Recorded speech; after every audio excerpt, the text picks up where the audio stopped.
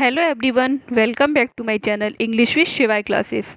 आज हम पढ़ेंगे रॉबर्ट ब्राउनिंग की जो फेमस पोएम है my last duchess.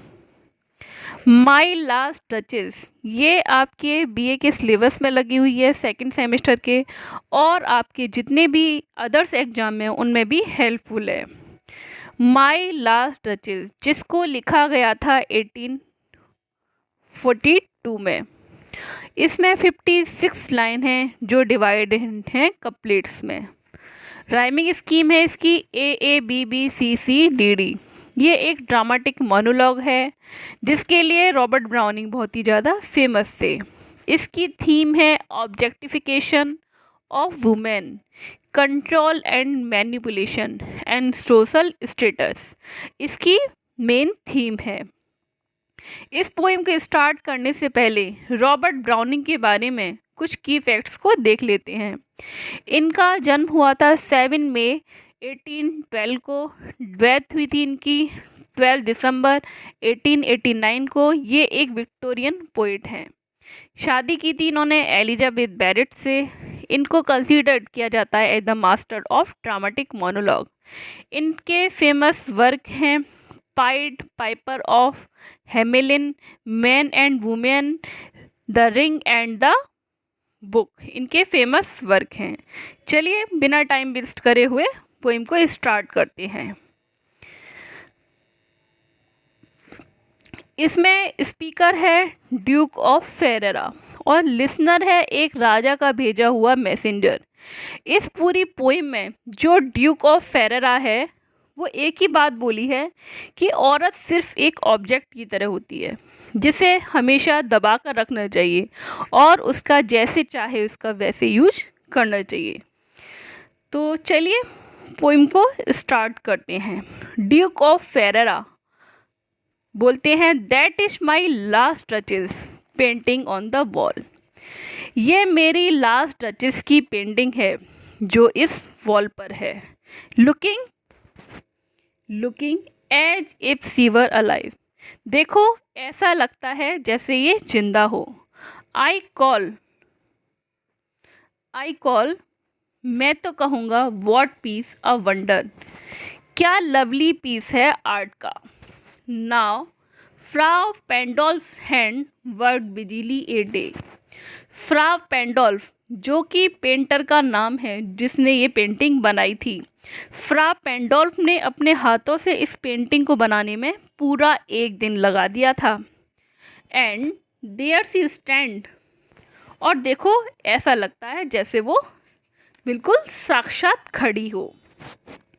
Will please you sit, क्या तुम बैठोगे नहीं। एंड लुक एट हर और देखो इसे।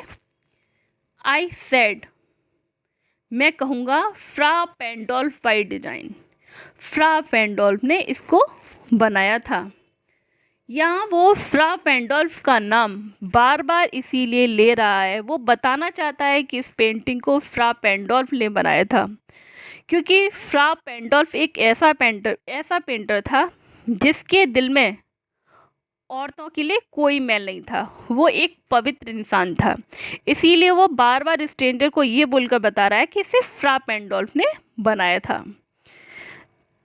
For never read strangers like you that picture countenance the depth and the passion of its earnest glimpse. ऐसा इसीलिए कहा गया क्योंकि जो स्ट्रेंजर्स होते हैं जैसे कि तुम जैसे स्ट्रेंजर्स इसे देखते हैं तो वो डचेस के फेस को घूरते हैं और सोचते हैं depth and passion of its earnest glance, और सोचते हैं कि इस डचेस के फेस को ऐसे घूरते हैं और सोचते हैं कि इसमें इतना तेज कैसे है। But to myself they turn, हर कोई since none puts by the curtain I have down for you but I. वो इस जो ये बंद है इसमें ये बोल रहा है कि इस पिक्चर का कर्टेन सिर्फ मैं ही हटा सकता हूँ, कोई और नहीं।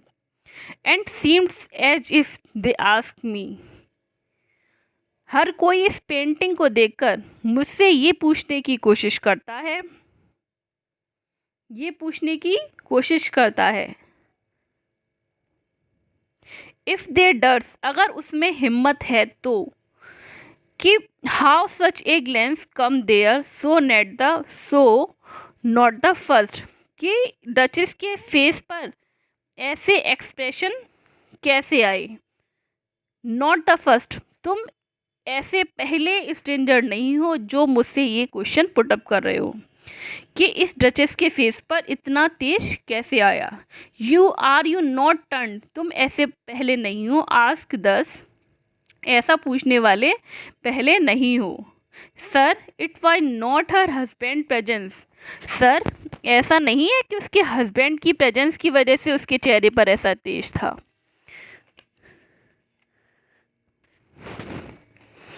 Called the sport of Joy into the duchess cheeks, कि उसके हस्बैंड की प्रेजेंस से वो डचेस के चीक्स पर ऐसा जॉय या फिर ऐसा तेज था। पर शायद फ्रा पेंडोल्फ चांस टू से, शायद फ्रा पेंडोल्फ ने ऐसा कुछ कहा होगा। Her mantle laps over my ladies breast too much, शायद फ्रा पेंडोल्फ ने कुछ कॉम्प्लीमेंट दिया होगा कि आपका जो शॉल है over my ladies breast too much, आपकी ब्रेस्ट पर ज़्यादा आ रहा है। और पेंट या फिर कुछ must never hope to reproduce the faint half flush that dies along her throat, या फिर कुछ ऐसी तारीफ करी होगी कि आपकी गर्दन पर जो लाली है वो मेरा पेंट और ब्रश उसे नहीं रंग सकते। शायद फ्रा पेंडोल्फ ने कुछ ऐसा कॉम्प्लीमेंट दिया होगा। सच स्टफ, ऐसी तुच्छ चीज़ें, वाज कॉर्टिस, काफ़ी थी। सी थॉट एंड गॉज इनफ, ऐसी चीज़ें काफ़ी थी उसके for calling up that spot of Joy, उसके चेहरे पर हंसी लाने के लिए ऐसी चीज़ें काफ़ी थी। सी हैड ए हर्ट, उसके पास एक ऐसा दिल था। हाउ शैल आई से, क्या बताऊँ तुम्हें। टू सून मेड ग्लैड, बहुत जल्दी खुश हो जाता था। टू इजीली इम्प्रेस्ड, और बहुत जल्दी हर किसी से इम्प्रेस हो जाती थी। She liked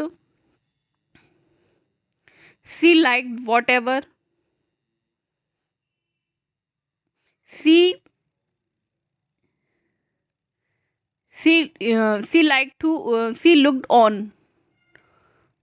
looked on and her looks went everywhere, वो जो भी चीज़ देखती थी और हर किसी को देख लेती थी।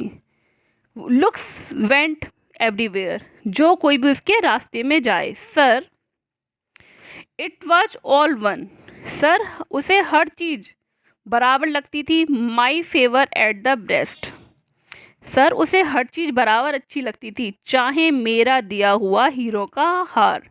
The dropping of the daylight in the west, दिन का डूबता हुआ सूरज भी उसे उतनी ही खुशी देती थी जितना दिया हुआ मेरा हार। द बो ऑफ चेरी सम ऑफिशियस फूल, अगर कोई गार्डन से उसे चेरी भी लाकर दे देता था तो भी वो खुश हो जाती थी। Brook in the orchard for her, मतलब गार्डन से अगर उसे कोई चेरी लाकर दे देता था तो वो उससे भी खुश हो जाती थी। The white mule she rode with round the terrace, वाइट खच्चर टेरिस पर बैठकर भी वो खुश हो जाती थी। All and each would draw from her alike the approaching speech, वो हर चीज़ से खुश हो जाती थी, या तो वो कुछ ज़्यादा अच्छा बोल देती थी,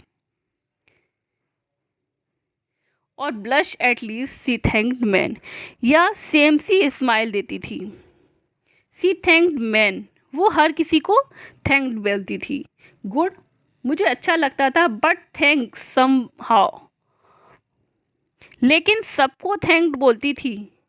आई नो नॉट हाउ, लेकिन ऐसा लगता है, अच्छी बात थी लेकिन मुझे ऐसा लगता है। As if she ranked my gift of a 900 years old name, सबको थैंक बोलती थी, अच्छी बात थी, लेकिन ऐसा लगता था जैसे वो 900 साल परिवार के गिफ्ट की बराबरी हर किसी के गिफ्ट से कर रही हो। विदाउट एनीबडीज गिफ्ट, हर किसी के गिफ्ट से मेरे 900 साल परिवार के गिफ्ट की बराबरी कर रही हो। Who had stooped to blame, कौन उसके सामने झुकता, दिस शॉर्ट ऑफ ट्रिपलिंग, उसे ये बताने के लिए कि वो गलत कर रही है। Even had you skill in speech, even had you skill in speech which I have not to make you will, तुम में भी इतनी स्किल होगी, इवन हैड यू स्किल, तुम में भी इतनी स्किल होगी इन स्पीच, बातों को घुमा फिरा कर कहने में, विच आई हैव नॉट, जो मुझ में नहीं है, to make your will quite clear to such an one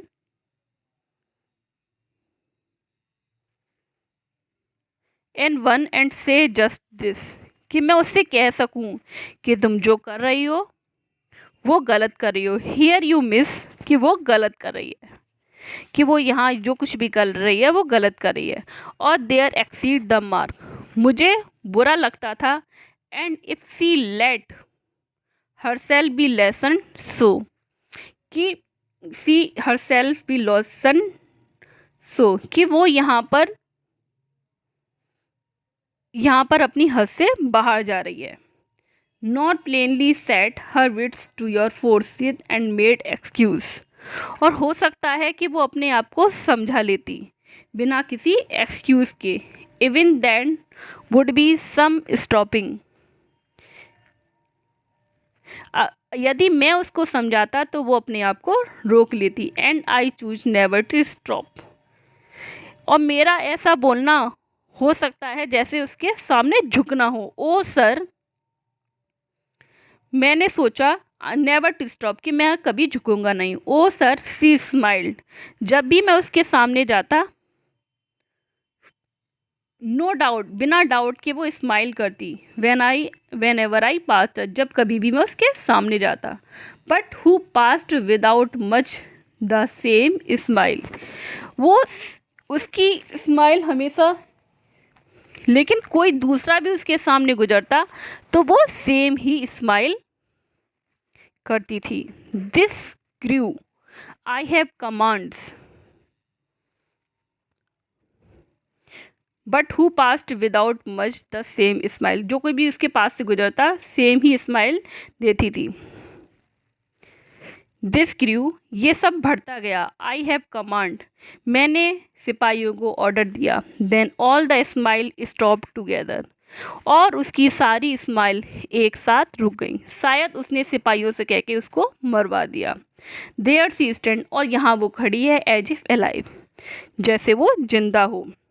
will please you rise, क्या बैठे ही रहोगे। We shall meet the company below them, चलो नीचे चलते हैं, बाकी लोग हमारा इंतज़ार कर रहे होंगे। I repeat the count your masters no manifestation, तुम्हारा जो मास्टर है, is ample warrant no just pretend of mind for dory will be the disallowed, तुम्हारा जो मास्टर है वो अपनी काइंडनेस के लिए जाना जाता है, फिर तो ऐसा लगता है कि उनकी बेटी से शादी के लिए मेरी जो डॉरी की शर्त है उसे भी मान लेंगे, डिसअलाउड नहीं करेंगे। तो इसका मतलब ये क्लियर होता है कि जो मैसेंजर आया है वो और राजा की बेटी का हाथ लेकर आया है, जिसको वो ये सब बता रहा है कि एक तरफ वो ये कह रहा है कि और वो मान जाएंगे, though his fair daughter self as I avowed, मेरा मकसद तो काउंट की खूबसूरत बेटी से शादी करना है। At starting is my object, nay we'll go, साथ में चलते हैं, टुगेदर, साथ में चलते हैं, together down. Sir, notice Neptune though taming a sea horse thought a rarity which Claus of Innsbruck cast in bronze for me. Sir देखो, Neptune का जो सी हॉर्स पर बैठे हैं, नेपट्यून का जो सी हॉर्स पर बैठे हैं, को वो कंट्रोल कर रहा है। ये rare of work of art है जिसे क्लाउस ऑफ इनब्रक ने खास मेरे लिए बनाया है। नेपट्टून बैठे हैं स्यूअर्ड सी हॉर्सबर्न, जिसको बनाया है क्लाउस ऑफ इनबर्ग। ये भी एक बनाने वाले का नाम है। यहाँ दो का नाम मेंशन किया गया है, एक तो फ्रा पेंडोल्फ का, एक क्लाउस ऑफ इन्सबर्ग का। यहाँ इनका नाम ले लेकर इसी के साथ ये पोइम ख़त्म होती है और इनका नाम लेकर इसमें ये शो होता है कि जो ड्यूक ऑफ फेरेरा है वो अपनी सोशल स्टेटस को दिखा रहा है और जो वुमेन्स के लिए उसका नज़रिया है उसको भी वो बता रहा है। जो उस टाइम वुमेन्स की कंडीशन थी, उस टाइम जो वुमेन की कंडीशन थी उनको शो हो रहा है, और राजा जिसमें अपना सोशल स्टेटस शो करना चाह रहा है, इसमें ये सब शो होता है। आई होप आपको पोइम अच्छे से समझ में आई हो। अगर आपको वीडियो अच्छी लगे तो लाइक कीजिए, शेयर कीजिए, सब्सक्राइब कीजिए। Thanks for watching.